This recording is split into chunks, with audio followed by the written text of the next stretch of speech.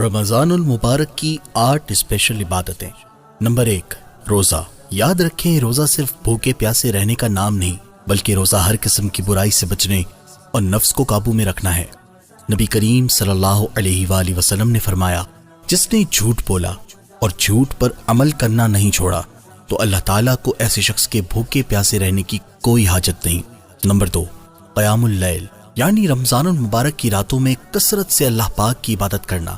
فرائض و واجبات اور تراویح کے ساتھ نوافل کی ادائیگی کا بھی اہتمام کریں۔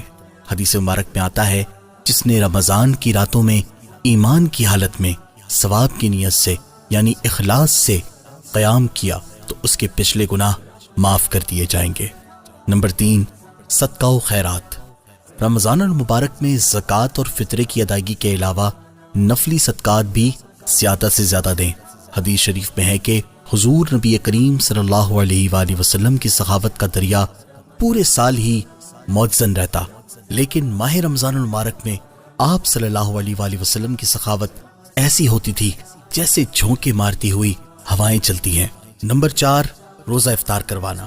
ماہ رمضان المبارک کی ایک خاص عبادت روزہ کھلوانا بھی ہے، جس کا ثواب بہت زیادہ ہے۔ حدیث نبی صلی اللہ علیہ وآلہ وسلم ہے، جس نے کسی روزے دار کا روزہ کھلوایا تو اس کو بھی اس روزے دار کی مثل اجر ملے گا، بغیر اس کے کہ اللہ روزے دار کی اجر میں کوئی کمی کرے۔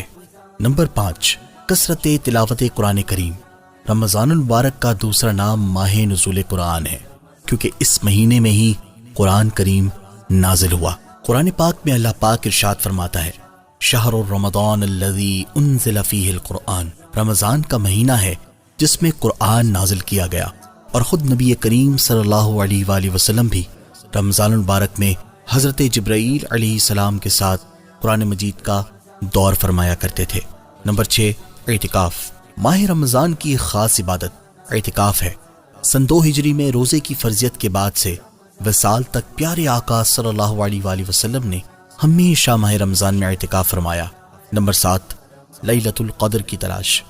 روایت کے مطابق یہ مبارک رات بھی رمضان المبارک کے آخری عشرے کی راتوں میں پوشیدہ ہوتی ہے۔ اس رات میں عبادات کر کے اس رات کو تلاش کیا جائے۔ لیلۃ القدر کی یہ فضیلت آئی ہے کہ یہ ایک رات 1000 مہینوں سے بہتر ہے۔ نبی پاک صلی اللہ علیہ وآلہ وسلم نے فرمایا، جس نے شب قدر میں قیام کیا یعنی اللہ کی عبادت کی، اس کے پچھلے گناہ معاف کر دیے جائیں گے۔ نمبر 8، توبہ۔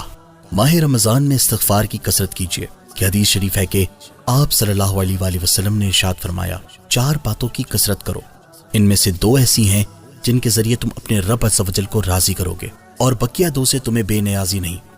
بس وہ 2 باتیں جن کے ذریعے تم اپنے رب عز و جل کو راضی کرو گے وہ یہ ہیں، نمبر 1، لا الہ الا اللہ کی گواہی دینا، نمبر 2، استغفار کرنا۔ جبکہ وہ 2 باتیں جن سے تمہیں غنا یعنی بے نیازی نہیں وہ یہ ہیں، اللہ تعالیٰ سے جنت طلب کرنا، جہنم سے اللہ عز و جل کی پناہ طلب کرنا۔ رمضان المبارک کی جملہ برکتیں حاصل کرنے کے لیے ان باتوں پر عمل کریں اور دوسروں تک بھی یہ پیغام پہنچائیں۔